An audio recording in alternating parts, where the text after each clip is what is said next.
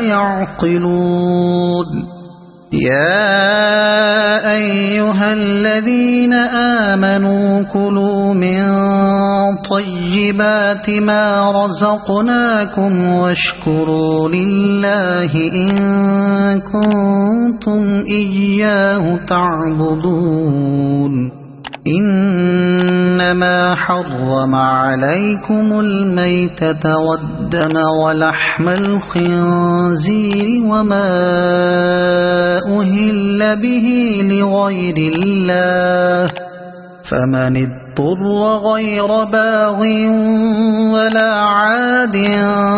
فلا إثم عليه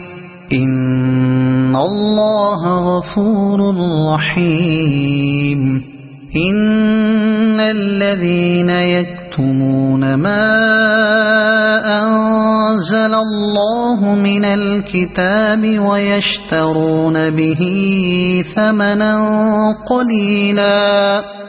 أولئك ما يأكلون في بطونهم إلا النار ولا يكلمهم الله يوم القيامة ولا يزكيهم ولهم عذاب أليم أولئك الذين اشتروا الضلالة بالهدى والعذاب بالمغفرة فما أصبرهم على النار ذلك بأن الله نزل الكتاب بالحق وإن الذين اختلفوا في الكتاب لفي شقاق بعيد ليس البر أن تولوا وجوهكم قبل المشرق والمغرب ولكن البر من آمن بالله واليوم الآخر والملائكة والكتاب والنبيين وآتى المال على حبه ذوي القربى واليتامى والمساكين وابن السبيل والسائلين وفي الرقاب وأقام الصلاة وآتى الزكاة والموفون بعهدهم إذا عاهدوا والصابرين في البأساء والضراء وحين البأس أولئك الذين صدقوا وأولئك هم المتقون يا أيها الذين آمنوا كتب عليكم القصاص في القتلى الحر بالحر والعبد بالعبد والأنثى بالأنثى فمن عفي له من أخيه شيء فاتباع بالمعروف وأداء إليه بإحسان ذلك تخفيف من ربكم ورحمة فمن اعتدى بعد ذلك فله عذاب أليم ولكم في القصاص حياة يا أولي الألباب لعلكم تتقون كتب عليكم إذا حضر أحدكم الموت إن ترك خيرا الوصية للوالدين والأقربين بالمعروف حقا على المتقين فمن بدله بعدما سمعه فإنما إثمه على الذين يبدلونه إن الله سميع عليم فمن خاف من نفس جنفا أو إثما فأصلح بينهم فلا إثم عليه إن الله غفور رحيم يا أيها الذين آمنوا كتب عليكم الصيام كما كتب على الذين من قبلكم لعلكم تتقون أياما معدودات فمن كان منكم مريضا أو على سفر فعدة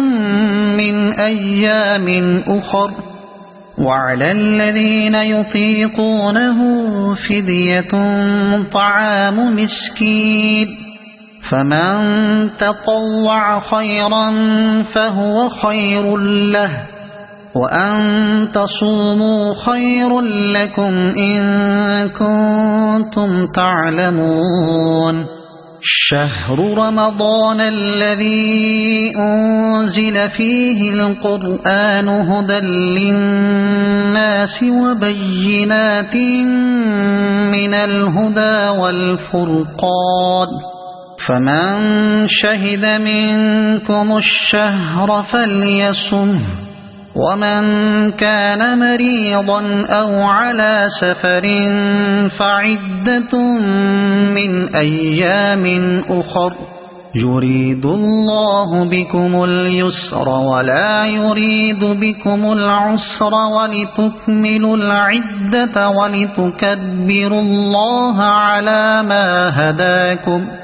ولتكبروا الله على ما هداكم ولعلكم تشكرون وإذا سألك عبادي عني فإني قريب أجيب دعوة الداع إذا دعاني فليستجيبوا لي وليؤمنوا بي لعلهم يرشدون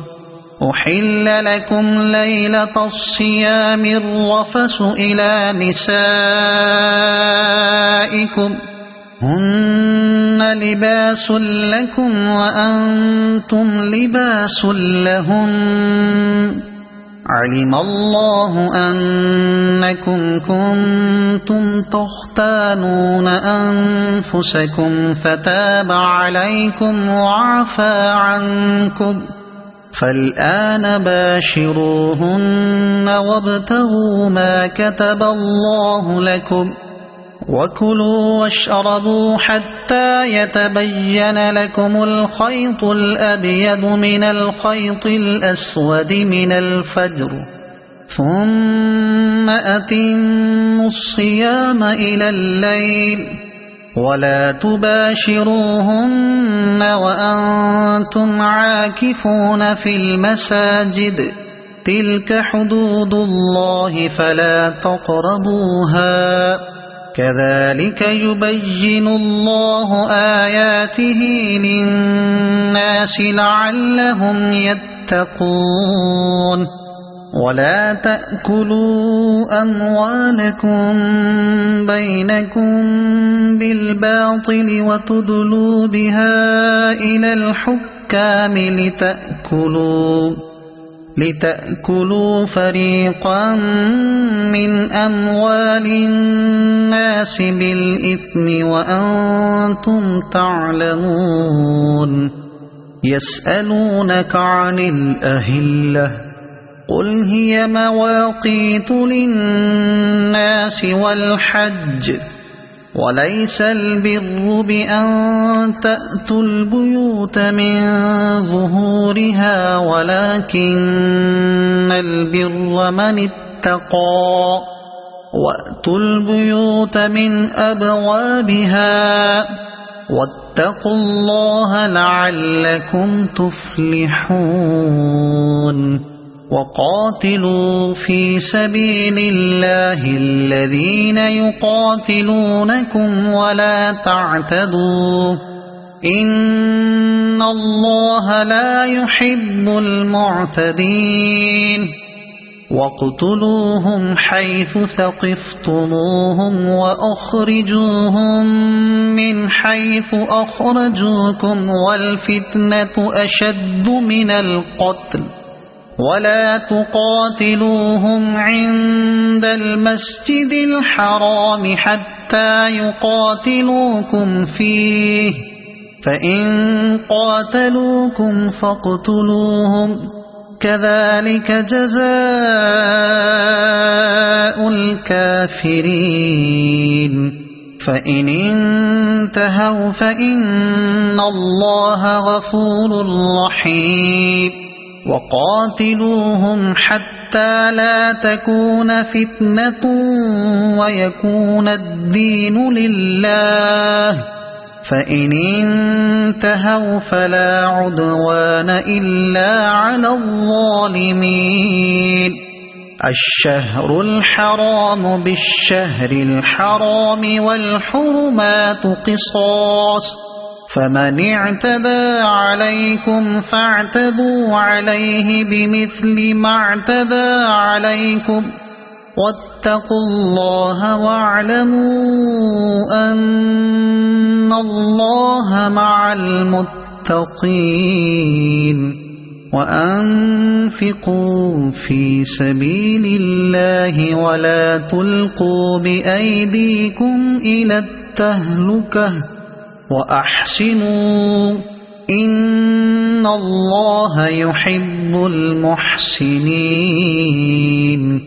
وأتموا الحج والعمرة لله فإن أحصرتم فما استيسر من الهدي ولا تحلقوا رؤوسكم حتى يبلغ الهدي محله فمن كان منكم مريضا أو به أذى من رأسه ففدية من صيام أو صدقة أو نسك فإذا أمنتم فمن تمتع بالعمرة إلى الحج فما استيسر من الهدي فمن لم يجد فصيام 3 أيام في الحج و7 إذا رجعتم تلك 10 كاملة ذلك لمن لم يكن أهله حاضر المسجد الحرام واتقوا الله واعلموا أن الله شديد العقاب الحج أشهر معلومات فمن فرض فيهن الحج فلا رفث ولا فسوق ولا جدال في الحج وما تفعلوا من خير يعلمه الله وتزودوا فإن خير الزاد التقوى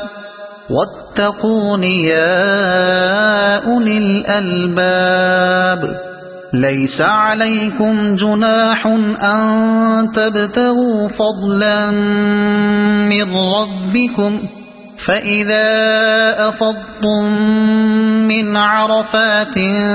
فاذكروا الله عند المشعر الحرام واذكروه كما هداكم وإن كنتم من قبله لمن الضالين ثم أفيضوا من حيث أفاض الناس واستغفروا الله إن الله غفور رحيم فإذا قضيتم مناسككم فاذكروا الله كذكركم آباءكم أو أشد ذكرا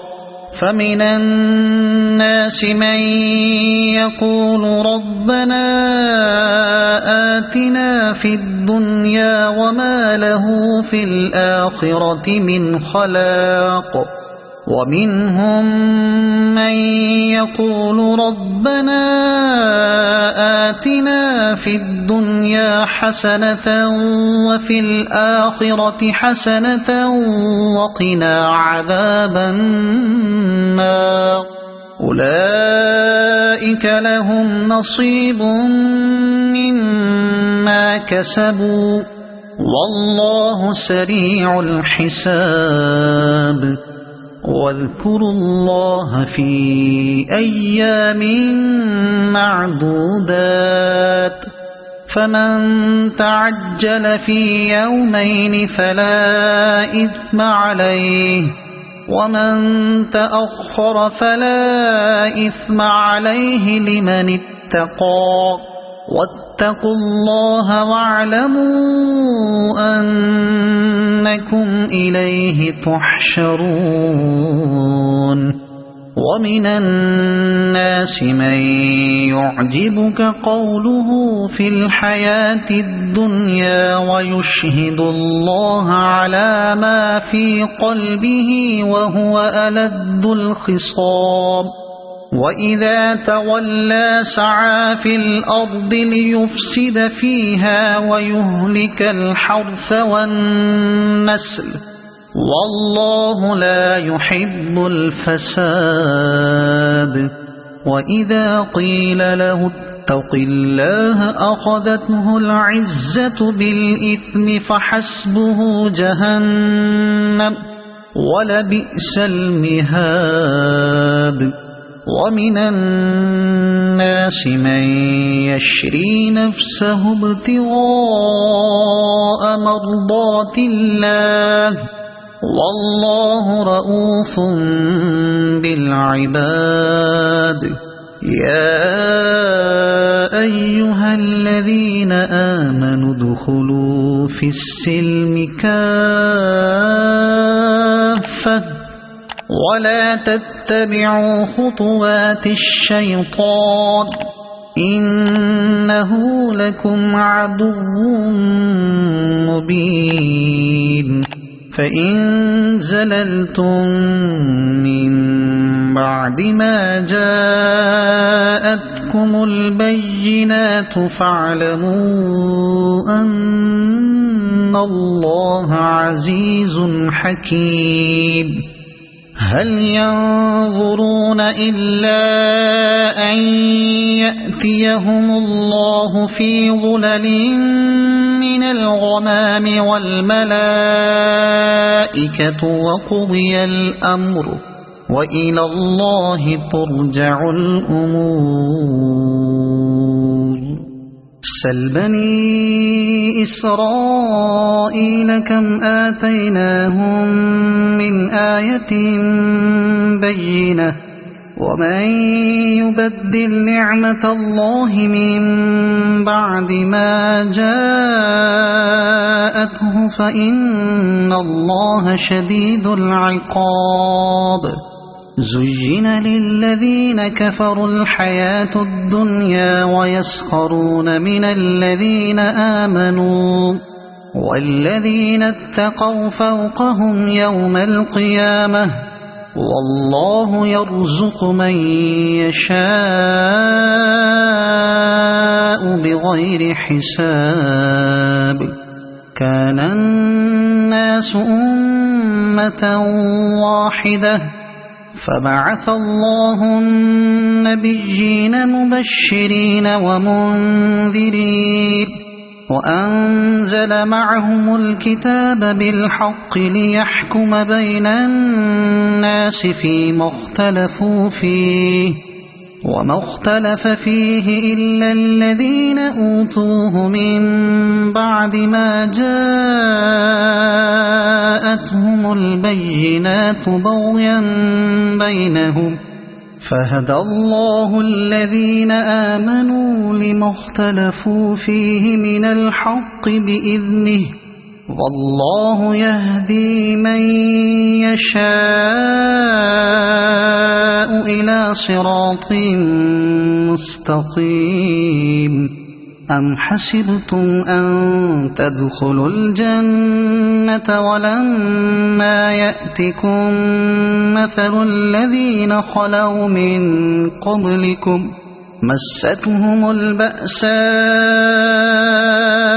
والضراء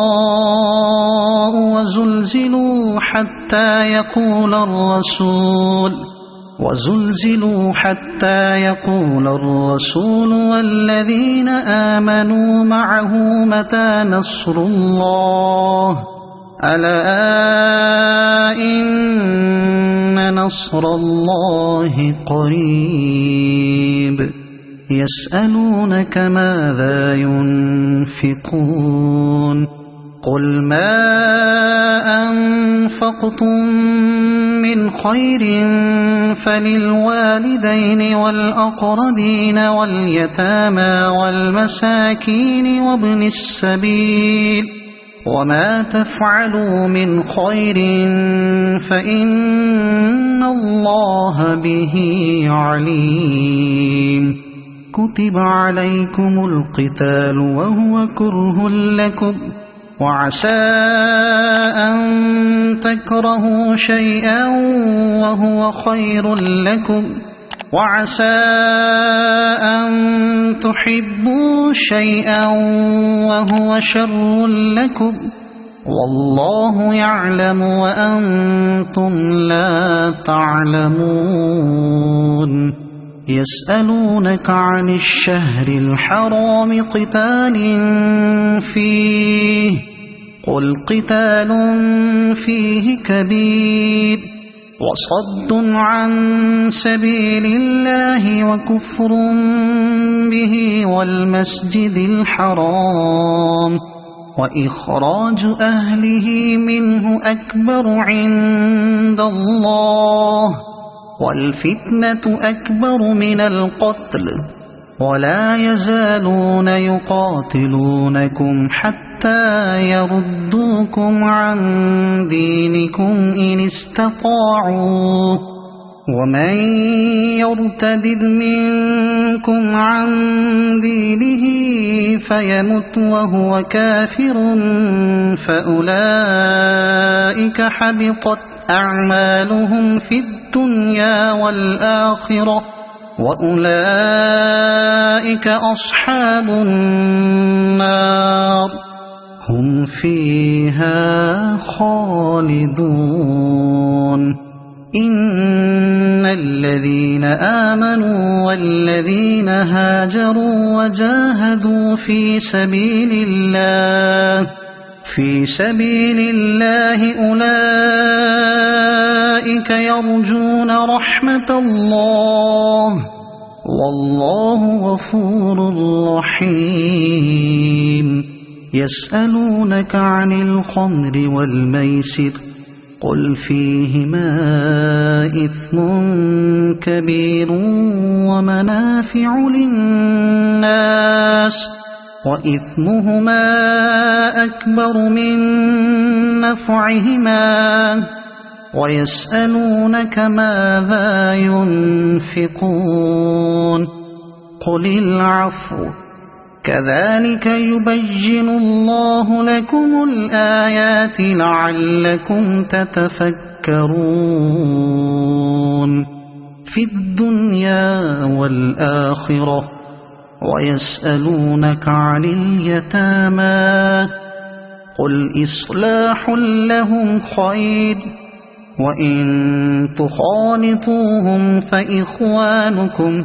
والله يعلم المفسد من المصلح ولو شاء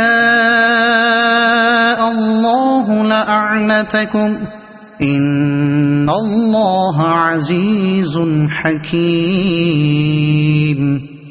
ولا تنكحوا المشركات حتى يؤمنوا ولأمة مؤمنة خير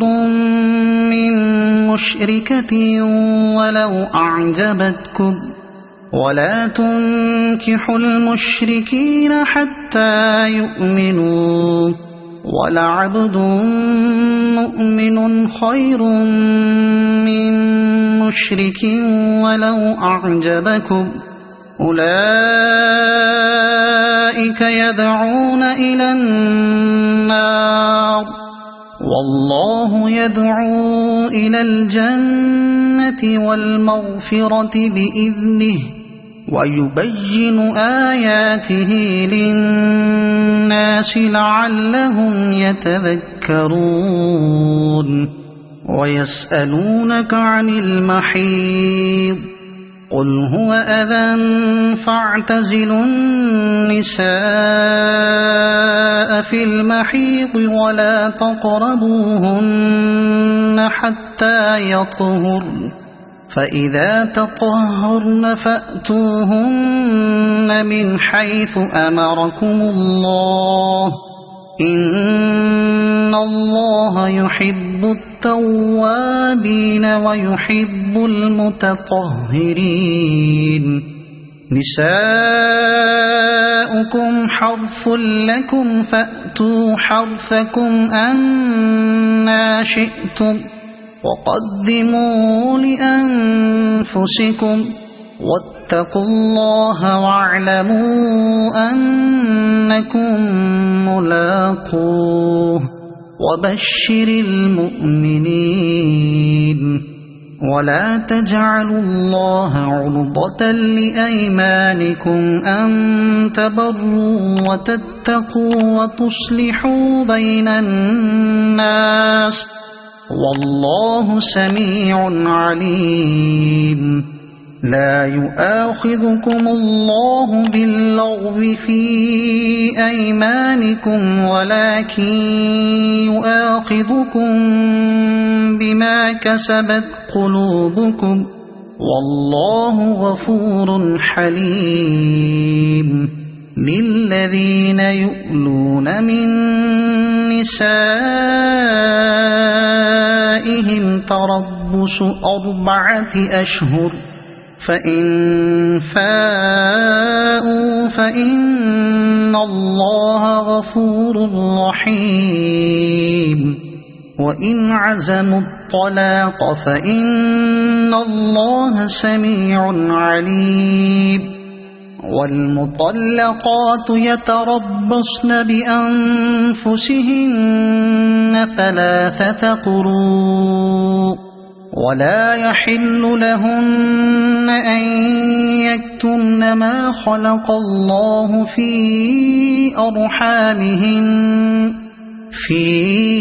أرحامهن إن كن يؤمن بالله واليوم الآخر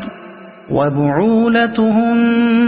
أحق بردهن في ذلك إن أرادوا إصلاحا ولهن مثل الذي عليهن بالمعروف وللرجال عليهن درجة والله عزيز حكيم الطلاق 2 فإمساك بمعروف أو تسريح بإحسان ولا يحل لكم أن تأخذوا مما آتيتموهن شيئا إلا أن يخافا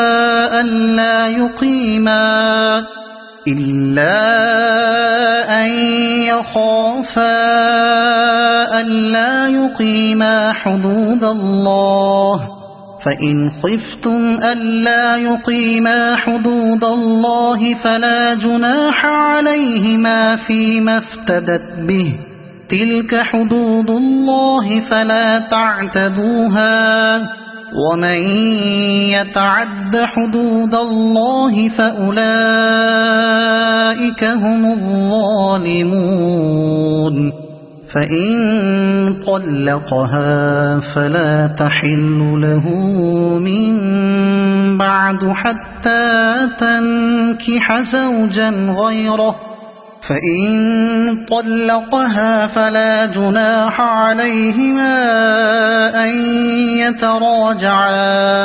إن ظنا أن يقيما حدود الله، وتلك حدود الله يبينها لقوم يعلمون. وإذا طلقتم النساء فبلغن أجلهن فأمسكوهن بمعروف أو سرحوهن بمعروف، ولا تمسكوهن ضرارا لتعتدوا، ومن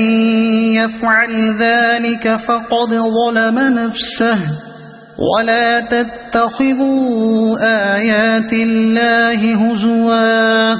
واذكروا نعمة الله عليكم وما أنزل عليكم من الكتاب والحكمة يعظكم به، واتقوا الله واعلموا أن الله بكل شيء عليم. وإذا طلقتم النساء فبلغن أجلهن فلا تعضلوهن أن ينكحن أزواجهن إذا تراضوا بينهم بالمعروف، ذلك يوعظ به من كان منكم يؤمن بالله واليوم الآخر، ذلكم أزكى لكم وأطهر، والله يعلم وأنتم لا تعلمون. والوالدات يرضعن أولادهن حولين كاملين لمن أراد أن يتم الرضاعة،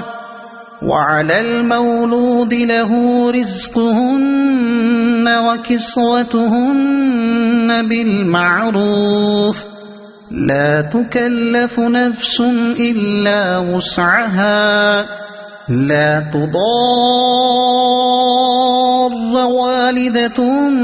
بولدها ولا مولود له بولده، وعلى الوارث مثل ذلك، فإن أرادا فصالا عن تراض منهما وتشاور فلا جناح عليهما. وإن أردتم أن تسترضعوا أولادكم فلا جناح عليكم إذا سلمتم ما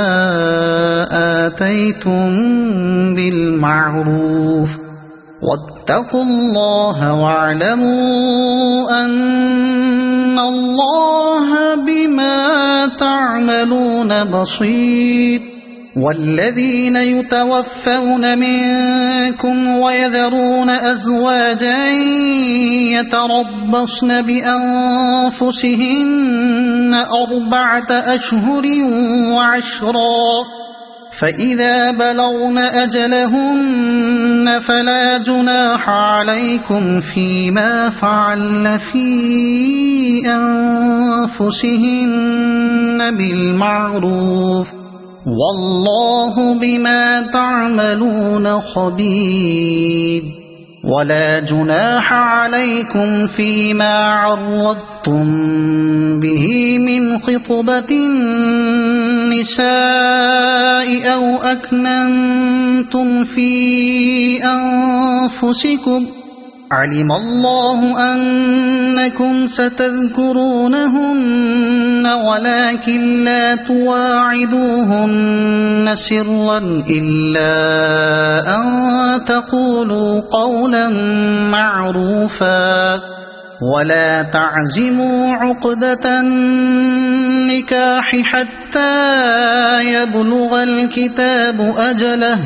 واعلموا أن الله يعلم ما في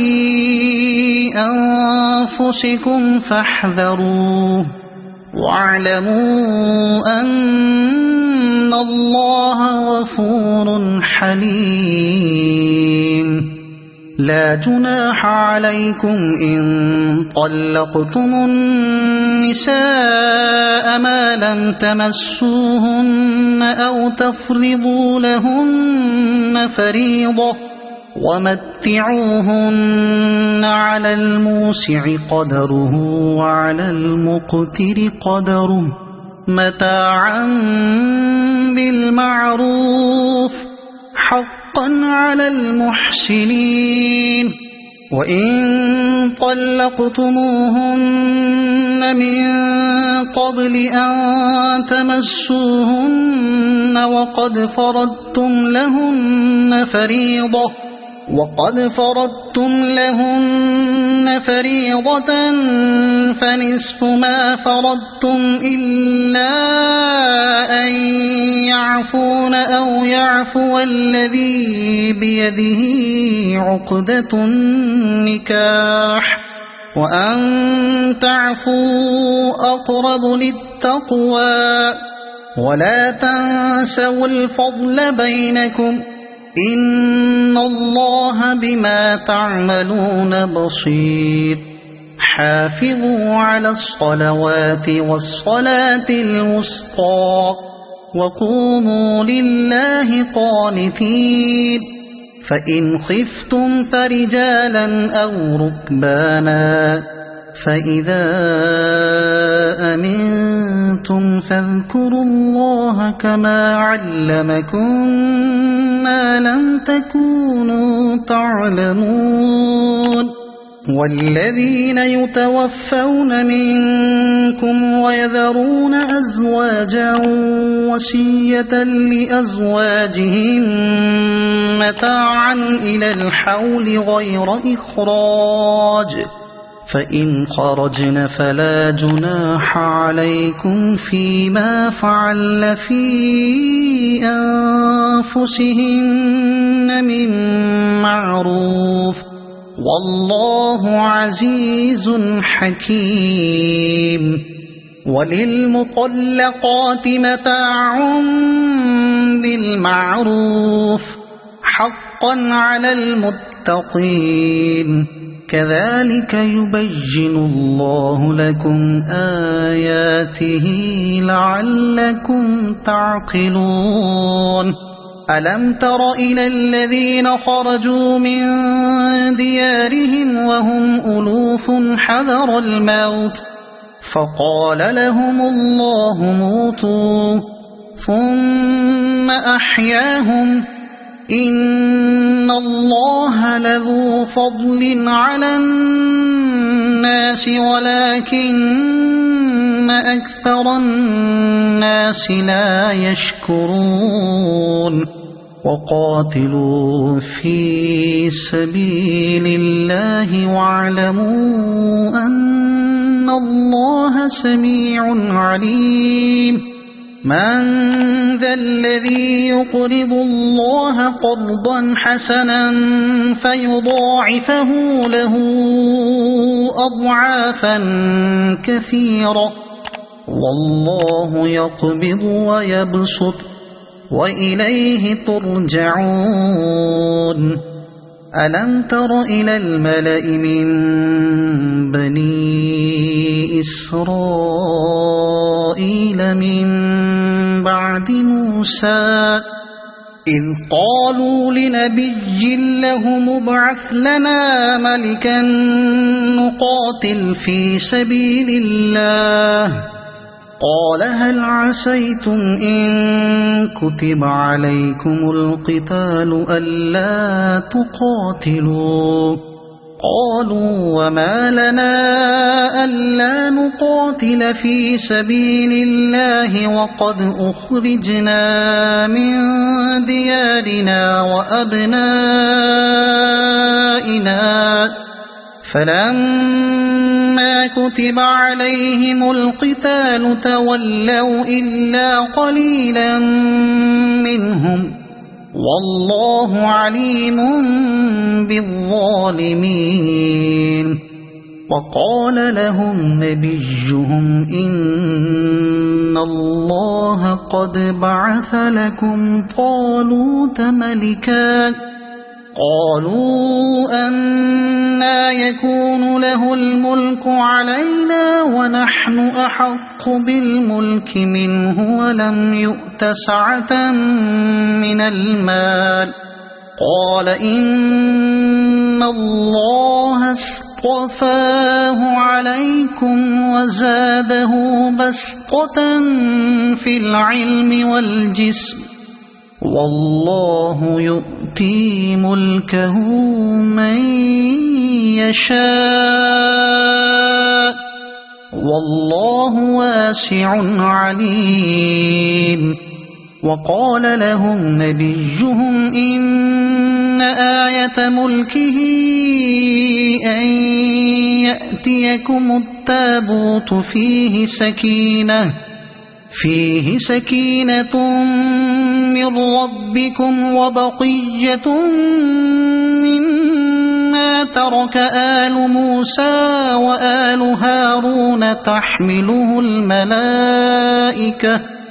إن في ذلك لآية لكم إن كنتم مؤمنين فلما فصل طالوت بالجنود قال إن الله مبتليكم بنهر فمن شرب منه فليس مني ومن لم يطعمه فإنه مني إلا من اغترف غرفة بيده فشربوا منه إلا قليلا منهم فلما جاوزه هو والذين آمنوا معه قالوا لا طاقة لنا اليوم بجالوت وجنوده قال الذين يظنون أنهم ملاقو الله كم من فئة قليلة غلبت فئة كثيرة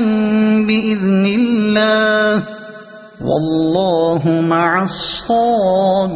الصابرين ولما برزوا لجالوت وجنوده قالوا ربنا أفرغ علينا صبرا وثبت أقدامنا وانصرنا على القوم الكافرين فهزموهم بإذن الله وقتل داود جالوت وآتاه الله الملك والحكمة وعلمه مما يشاء ولولا دفع الله الناس بعضهم ببعض لفسدت الأرض ولكن الله ذو فضل على العالمين تلك آيات الله نتلوها عليك بالحق وإنك لمن المرسلين تلك الرسل فضلنا بعضهم على بعض منهم من كلم الله ورفع بعضهم درجات وآتينا عيسى ابن مريم البينات وأيدناه بروح القدس ولو شاء الله ما اقتتل الذين من بعدهم من بعد ما جاءتهم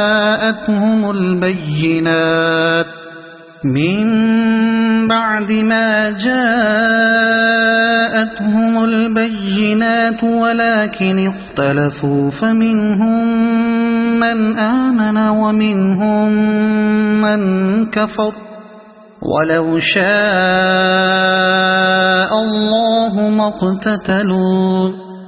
ولكن الله يفعل ما يريد. يا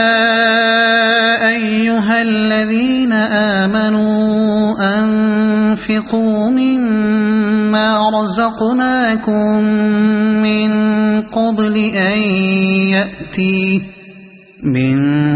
أن يأتي يوم لا بيع فيه ولا خلة ولا شفاعة والكافرون هم الظالمون. الله لا إله إلا هو الحي القيوم لا تأخذه سنة ولا نوم له ما في السماوات وما في الأرض. من ذا الذي يشفع عنده إلا بإذنه يعلم ما بين أيديهم وما خلفهم ولا يحيطون بشيء من علمه إلا بما شاء وسع كرسيه السماوات والأرض ولا يؤوده حفظهما وهو العلي العظيم. لا إكراه في الدين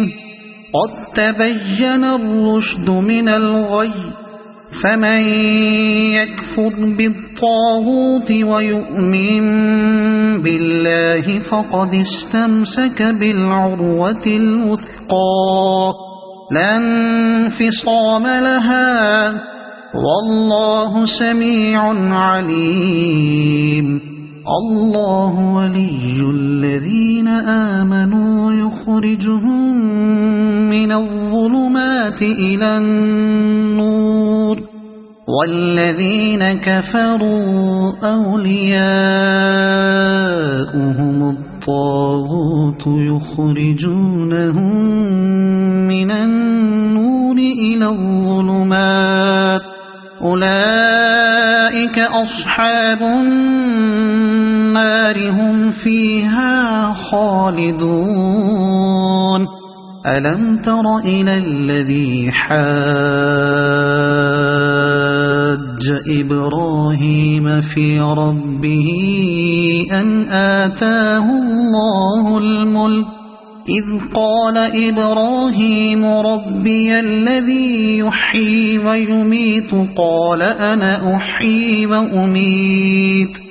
قال إبراهيم فإن الله يأتي بالشمس من المشرق فأت بها من المغرب فبهت الذي كفر والله لا يهدي القوم الظالمين. أو كالذي مر على قرية وهي خاوية على عروشها قال أنى يحيي هذه الله بعد موتها فأماته الله 100 عام ثم بعثه قال كم لبثت قال لبثت يوما أو بعض يوم قال بل لبثت 100 عام فانظر إلى طعامك وشرابك لم يتسنه وانظر إلى حمارك ولنجعلك آية للناس وانظر إلى العظام كيف ننشزها ثم نكسوها لحما فلما تبين له قال أعلم أن الله على كل شيء قدير وإذ قال إبراهيم رب أرني كيف تحيي الموتى قال أولم تؤمن قال بلى ولكن ليطمئن قلبي قال فخذ 4 من الطير فصرهن إليك ثم اجعل على كل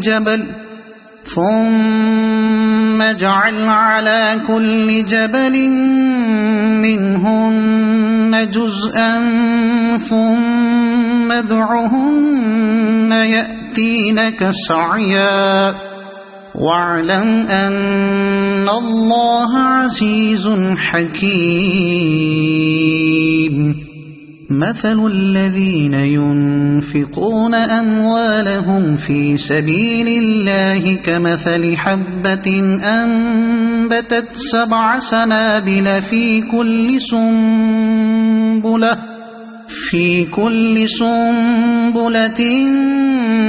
100 حبة والله يضاعف لمن يشاء والله واسع عليم الذين ينفقون أموالهم في سبيل الله ثم لا يتبعون ما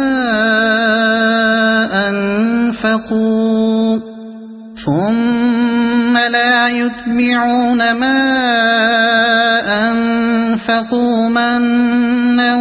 ولا أذى لهم أجرهم عند ربهم ولا خوف عليهم ولا هم يحزنون قول معروف ومغفرة خير من صدقة يتبعها أذى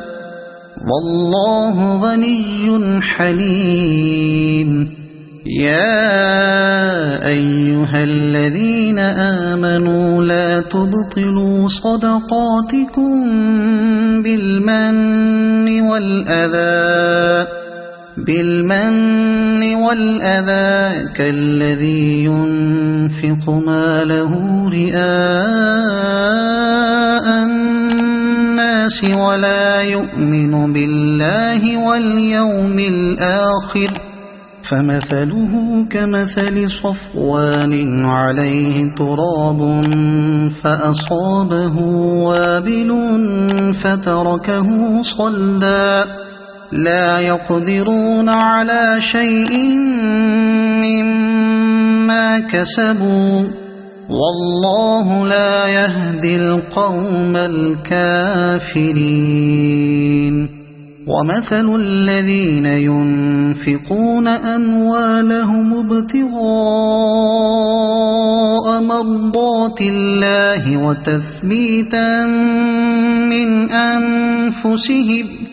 وتثبيتا من أنفسهم كمثل جنة بربوة أصابها وابل فآتت أكلها ضعفين فإن لم يصبها وابل فطل والله بما تعملون بصير أيود أحدكم أن تكون له جنة من نخيل وأعناب تجري من تحتها الأنهار من تحتها الأنهار له فيها من كل الثمرات وأصابه الكبر وله ذرية ضعفاء فأصابها إعصار فيه نار فاحترقت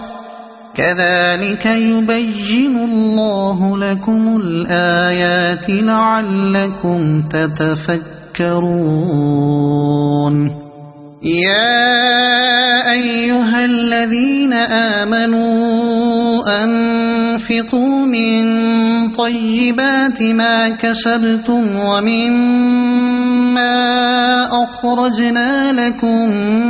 من الأرض ولا تيمموا الخبيث منه تنفقون ولستم بآخذيه إلا أن تغمضوا فيه واعلموا أن الله غني حميد الشيطان يعدكم الفقر ويأمركم بالفحشاء والله يعدكم مغفرة منه وفضلا والله واسع عليم يؤتي الحكمة من يشاء ومن يؤت الحكمة فقد أوتي خيرا كثيرا وما يذكر إلا أولو الألباب وما أنفقتم من نفقة أو نذرتم من نذر فإن الله يعلمه وما للظالمين من أنصار إن تبدوا الصدقات فنعما هي وإن تخفوها وتؤتوها الفقراء فهو خير لكم ويكفر عنكم من سيئاتكم والله بما تعملون خبير ليس عليك هداهم ولكن الله يهدي من يشاء وما تنفقوا من خير فلأنفسكم وما تنفقون إلا ابتغاء وجه الله وما تنفقوا من خير يوفى إليكم وأنتم لا تظلمون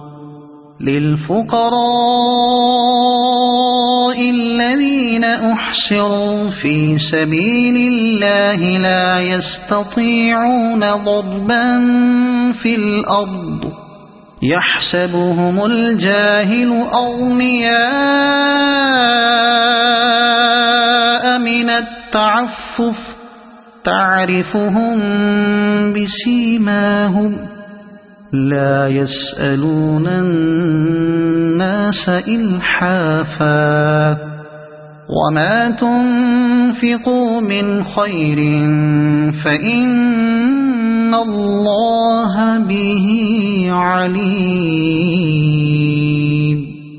الذين ينفقون أموالهم بالليل والنهار سرا وعلانية فلهم أجرهم عند ربهم ولا خوف عليهم ولا هم يحزنون الذين يأكلون الربا لا يقومون إلا كما يقوم الذي يتخبطه الشيطان من المس ذلك بأنهم قالوا إن إنما البيع مثل الربا وأحل الله البيع وحرم الربا فمن جاءه موعظة من ربه فانتهى فله ما سلف وأمره إلى الله ومن عاد فأولئك أصحاب النار هم فيها خالدون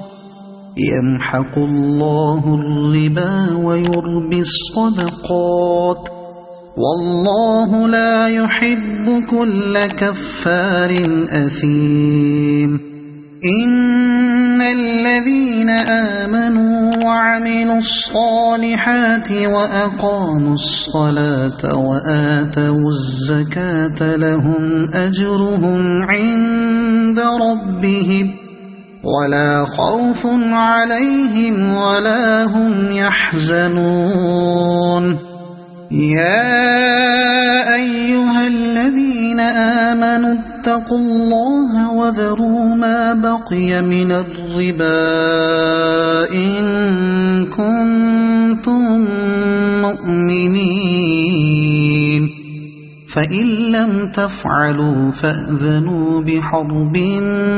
من الله ورسوله وإن تبتم فلكم رؤوس أموالكم لا تظلمون ولا تظلمون وإن كان ذو عسرة فنظرة إلى ميسرة وأن تصدقوا خير لكم إن كنتم تعلمون واتقوا يوما ترجعون فيه إلى الله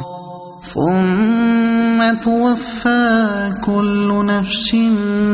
ما كسبت وهم لا يظلمون يا أيها الذين آمنوا إذا تداينتم بدين إلى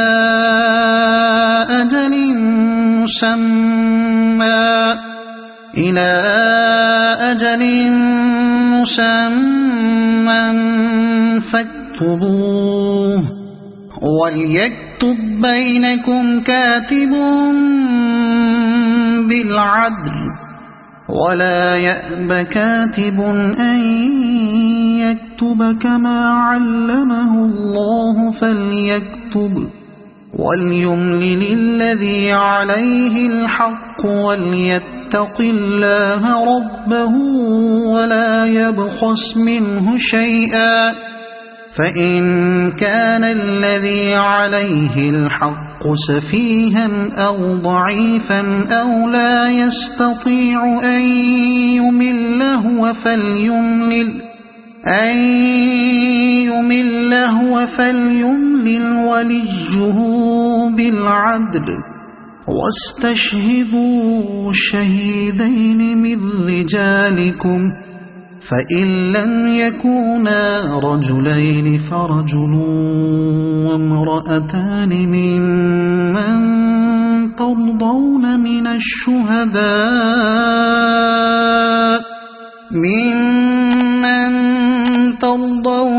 الشهداء أن تضل إحداهما فتذكر إحداهما الأخرى ولا يأبى الشهداء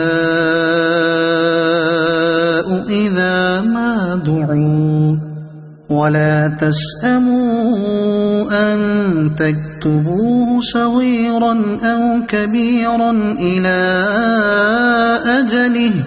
ذلكم أقسط عند الله وأقوم للشهادة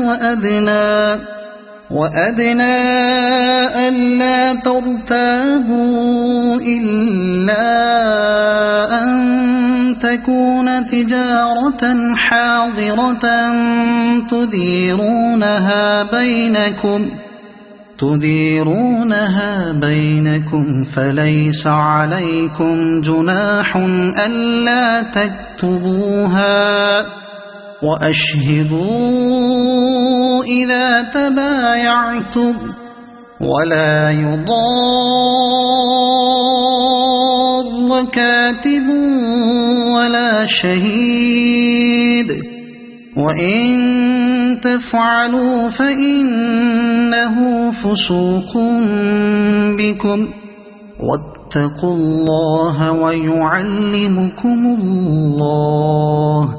والله بكل شيء عليم وإن كنتم على سفر ولم تجدوا كاتبا فرهان مقبوضة فإن أمن بعضكم بعضا فليؤد الذي اؤتمن أمانته وليتق الله ربه ولا تكتموا الشهادة ومن يكتمها فإنه آثم قلبه والله بما تعملون عليم لله ما في السماوات وما في الأرض وإن تبدوا ما في أنفسكم أو تخفوه يحاسبكم به الله فيغفر لمن يشاء ويعذب من يشاء والله على كل شيء قدير آمن الرسول بما أنزل إليه من ربه والمؤمنون كل آمن بالله وملائكته وكتبه ورسله لا نفرق بين أحد من رسله وقالوا سمعنا وأطعنا غفرانك ربنا وإليك المصير لا يكلف الله نفسا إلا وسعها لها ما كسبت وعليها ما اكتسبت ربنا لا تؤاخذنا إن نسينا أو أخطأنا ربنا ولا تحمل علينا إصرا كما حملته على الذين من قبلنا ربنا ولا تحملنا ما لا طاقة لنا به واعف عنا واغفر لنا وارحمنا أنت مولانا فانصرنا على القوم الكافرين صدق الله